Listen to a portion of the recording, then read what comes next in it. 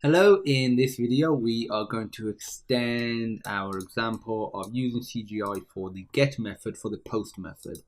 And honestly, it's really simple. The Python file where you get data doesn't actually change. In some languages you would have to change it, like PHP. All you do, you go here, change this to post, and you're done. So here, as you can see, in the get format, it sent it via the URL. If we go back to the file, get file.html, and if I type in something slightly different, click submit, as you can see, still printed it, but it's not in the URL. It sent it via the post method. So that's the only difference. That's all it is. And over these two videos, this one, the previous one where we did get and post methods, yes, we only covered very simple forms, basically text-based forms. And you might think there's other sorts of text area, checkbox, radio button, and other sort of stuff. And honestly, the principle is exactly the same.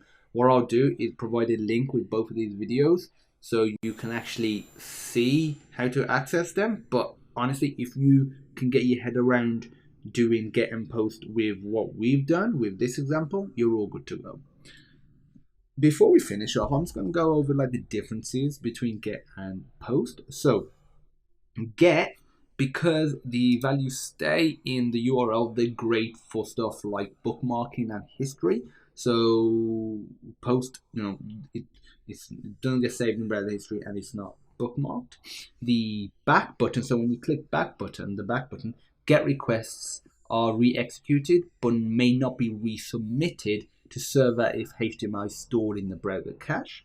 Whereas for post, the browser usually alerts the user that data will need to be resubmitted. So that's something to bear in mind. You might have already seen that when you click back and you may have submitted a form and you say, do you want to resubmit the data again? And the encoding type is slightly different. Feel free to check that out a bit some more. The parameters, let's look at that. So you can send parameter data, but it's limited to what we can have in the URL.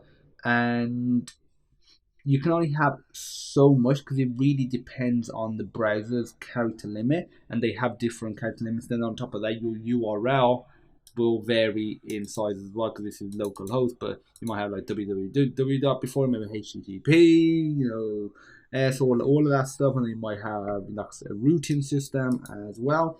So I've seen browsers that can go up to 1,024 characters, some are more, some are less, and the safest amount is to use 2K of parameters. Apparently some servers can handle 64, but it's not recommended to use a lot.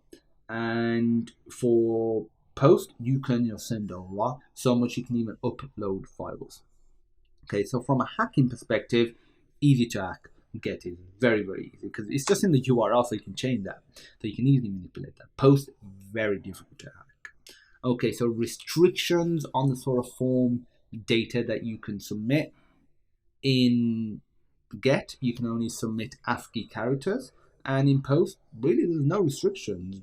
But even binary data is also allowed if you really want to go down that route. Security, get is less secure compared to post because data is sent as part of the URL, so it's saved in the browser history and server logs as plain text, whereas post is more safer than get because the parameters, are not stored in the browser history or the server logs.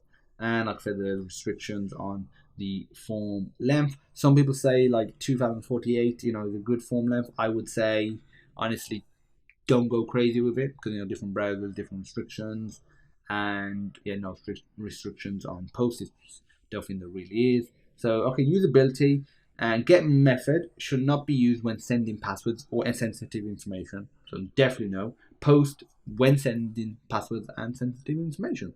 Pretty simple. Visibility, everyone can see get because it's hidden.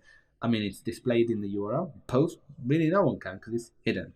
So caching, get can be cached, post can't be cached. So those are the differences between it. Obviously, you can go into the differences a lot more. You could have spent days and days just really going into the technical aspects of the differences between get, post, and how they work. And honestly, there's no either solution that you'll use for your website. You'll use one for a certain scenario and one for another scenario.